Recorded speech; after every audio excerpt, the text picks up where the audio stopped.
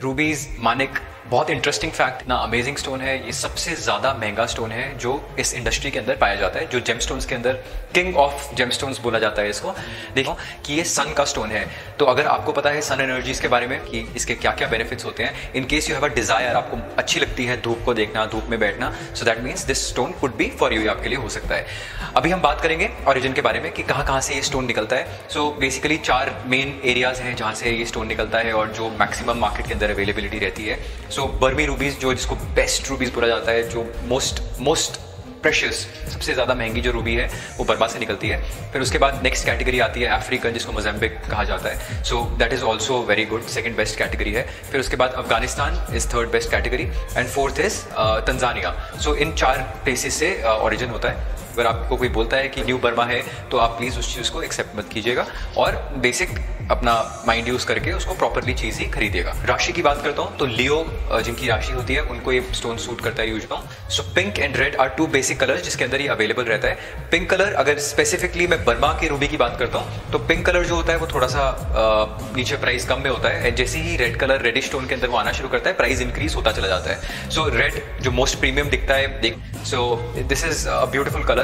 अगर ये रेड में हो जाएगा और इसके अंदर जो ओपेक है कलर, वो अगर ये शिफ्ट होकर रेड में हो गया और ट्रांसपेरेंट हो गया, so it is going to look stunning. ये बहुत ही ब्यूटीफुल लगता है रेड कलर के अंदर, ट्रांसपेरेंट के अंदर।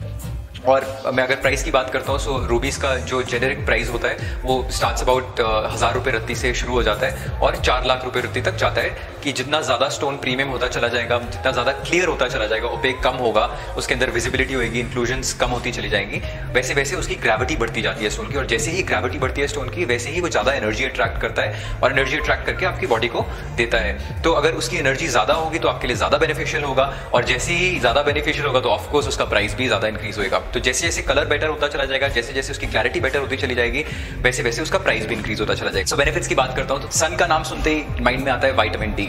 सो विटामिन डी जिसका कम है, बार बार कम हो जा रहा है, मेडिसिन से भी ठीक नहीं हो रहा, so this could be the stone for you.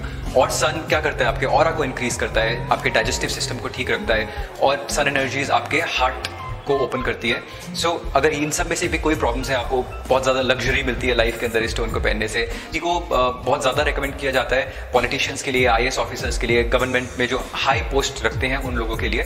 सो अगर if you are one of those and आपको ये सब कुछ लगता है कि ये यू नीड इट, आपको अर्ज होती है अगर ये रूबी की वीडियो देख के स्टोन पहनने की, तो आप you can definitely try. But मैं आपको रिक्वेस्ट करता हूँ कि किसी भी प्रैक्टिशनर से, एस्ट्रोलॉजिस्ट से, सर्टिफाइड एस्ट्रोलॉजिस्ट से बिना पूछे इस स्टोन को मत पहनिएगा, बिकॉज क्या होता है बहुत बारी इनके नेगेटिव इंपैक्ट्स भी आ जाते हैं। सो रूबी आपके हार्ट चक्र को एनहांस करता है और इसको बेसिकली संडे के दिन पहना जाता है और गोल्ड में ही प्रेफर करा जाता है पहनना। गाइस, रूबी को आप देखेंगे पर्टिकुलर तो रूबी के अंदर नीलम गोमेद के साथ इसको नहीं पहनना है क्योंकि साइड इफेक्ट्स हो जाते हैं। सो अगेन जब भी आप ले रहे हैं, सो कीप इन माइंड कि आपने कोई और स्टोन नहीं पहना हुआ है साथ में, स्पेशली नीलम नहीं पहना हुआ है, स्पेशली गोमेद नहीं पहना हुआ है, और काफ़ी सारे स्टोन्स हैं इस कैटेगरी के अंदर जिसके साथ आप मिक्स मैच नहीं कर सकते। सो कंसल्ट करके ही इसको पहनिएगा।